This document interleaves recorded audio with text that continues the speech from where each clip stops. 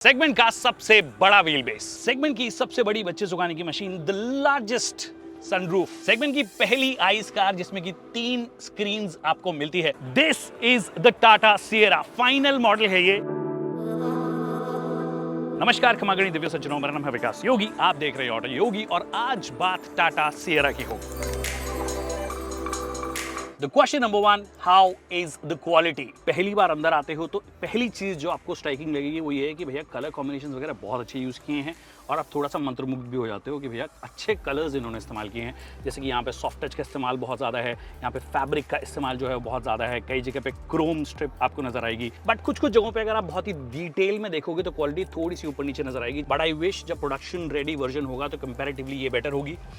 उसके अलावा क्या है, उसके अलावा देखिए टिल्ट और टेलीस्कोपिक एडजस्टमेंट दिया गया है विच इज़ नाइस, जो कि मेरे को लगता है कि आई होप कि अपने मिड वेरिएंट्स में भी दें। ये तो टॉप एंड वेरिएंट है जो मैं आपको दिखा रहा हूँ, बट उसमें भी दें। स्क्रीन्स अभी ऑन नहीं है तो मैं बता नहीं सकता कि कैसा स्मूथली काम कर रही है या नहीं कर रही है, बट आई होप कि इस बार इन्होंने बोला है कि हमने काफ़ी इम्प्रूव किया है। क्यों बोला इन्होंने इम्प्रूव किया है? पूरी की पूरी जो गाड़ियाँ बन रही है वो सानंद प्लांट में बन रही है। आई एम होपिंग कि क्योंकि ऑटोमेशन जिस लेवल का वहाँ पे है तो वो थोड़ी बेटर क्वालिटी ओवरऑल होगी। फ्लोटिंग टाइप कई सारी चीज़ें आपको नजर आ रही है, जैसे कि ये जो है सेंटर कंसोल काफ़ी फ्लोटिंग टाइप का है which looks actually really nice.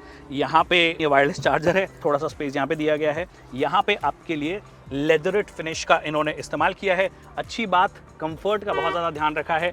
ये जो है ना, मतलब को ड्राइवर सीट भी जो है उसके अंदर भी आपका थाई सपोर्ट आपको बेटर चाहिए तो ये एक्सटेंड हो जाती है, तो सीट एक्सटेंडर यहीं पे दे दिया है। वेंटिलेटेड सीट्स हैं जो कि एक अच्छी बात है। वेंटिलेटेड सीट्स का बटन एज यूजुअली ये लोग यहाँ पे देते हैं, it's not a problem, but ये दिखाता है कि जो प्लेटफॉर्म है वो एक्चुअली हम ऑलरेडी देख चुके हैं। कौन सा प्लेटफॉर्म है?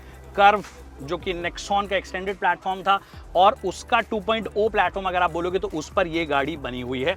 हालांकि जैसे कि कंपनी ने बोला था कि जब पहली बार एटलस प्लेटफॉर्म दिखाया था तो वो 3.9 मीटर से लेकर 4.3 मीटर्स के बीच में गाड़ियां बन सकती है। दिस इज द 4.3 मीटर गाड़ी, बट व्हील बेस जो है अच्छा खासा लंबा है, इस वजह से स्पेस आपको बहुत सारा मिल रहा है। बट ओवरऑल मैं अभी क्योंकि बाकी चीज़ों के बारे में बात नहीं कर सकता, सिर्फ ये बता सकता हूँ आपको कि क्वालिटी कई जगह पे बहुत अच्छी है, कई जगहों पे थोड़ा सा और काम करने की ज़रूरत है इनको। सीट इटसेल्फ जो है बहुत ज़्यादा लंबे चौड़े भी अगर आप हो तो आपको दिक्कत नहीं होगी। ये जो स्पेस है ना दोनों बॉल स्ट्रिंग के बीच में बहुत अच्छा खासा है, तो अगर आप बलिष्ठ भी होंगे 6-6.5 फीट के तो इजीली यहाँ पे बैठ जाओगे। Electric adjustment driver side seat में दिया गया है। आई विश थोड़ा सा स्टेप अप करते गेम को और को ड्राइवर भी दे देते तो मजा आ जाता। अनादर एरिया जहाँ पर मेरे को बहुत ज़्यादा पसंद नहीं है चीज़ें वो ये है कि ये 2 बटन दिए जिनसे आपका AC वगैरह एडजस्ट हो जाता है, ब्लोअर एडजस्ट हो जाता है। बाकी सब चीज़ें जो है ना टच टच टच हैं, जो कि आपका ध्यान जो है हटाती है। लॉक अनलॉक का जो बटन है वो भी यहाँ पे दे दिया गया है। तो ये वाला जो पैनल है, आई नो मिनिमलिज्म की तरफ आप जा रहे हो, बट इसमें बटन्स होने चाहिए। मैंने रिसेंटली वेन्यू चलाई थी, मैंने बताया था आपको कि वेन्यू में डेडिकेटेड बटन्स है हर चीज़ के। फिर उसके नीचे अगर आप देखोगे तो टाइप सी का पोर्ट यहाँ पे, टाइप सी का पोर्ट यहाँ पे। ये 65 वाट का है, दैट मीन्स आपका लैपटॉप भी जो है वो चार्ज हो जाएगा। यहाँ पे 2 कप होल्डर्स आपके लिए दे दिए गए हैं। ठीक ठाक स्पेस जो है वो आपको यहाँ पे दे दिया गया है। फिर मैं यहीं पर आई गया हूँ तो आपको दिखा देता हूँ कि ये स्पेस है। एक्चुअली ये इनका सबसे छोटे ग्लव बॉक्स में से है। इससे ज़्यादा बड़ा ग्लव बॉक्स आपको अल्ट्राज में मिलता है, बट मटेरियल जो है अंदर वो अच्छा इस्तेमाल किया है। ज़्यादा स्क्रैची नहीं लग रहा है मेरे को, थोड़ा सा फिनिशिंग कंपैरेटिवली बेटर है यहाँ पे। बाकी ADAS लेवल 2 जो है वो आपको इस गाड़ी के साथ में मिलेगा, वो वाले फीचर्स मिलेंगे। अगेन वो भी टॉप एंड वेरिएंट्स के लिए रिजर्व रखा जाएगा। आई विश होंडा की जैसे थोड़े से नीचे वाले वेरिएंट्स में भी अगर ये लोग देना शुरू कर दें तो मज़ा आ जाएगा। बट ये ओवरऑल इंटीरियर का हाल है।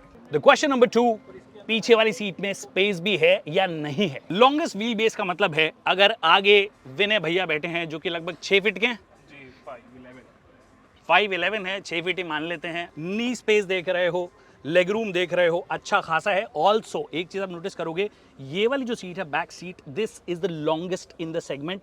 तो थाई सपोर्ट की तो आपको डेफिनेटली कहीं दिक्कत आने वाली नहीं है, काफ़ी ब्रॉड रखी है। और वो एडवांटेज इनको मिली है ऑफकोर्स व्हील बेस से, फ्लोर है वो ऑलमोस्ट फ्लैट है, जिसकी वजह से और स्पेस ओपन अप हुआ है। तो अगर 3 लोग भी बैठ रहे हैं तो 3 लोग एक्चुअली यहाँ पे आसानी से बैठ सकते हैं। It's a proper middle row seat.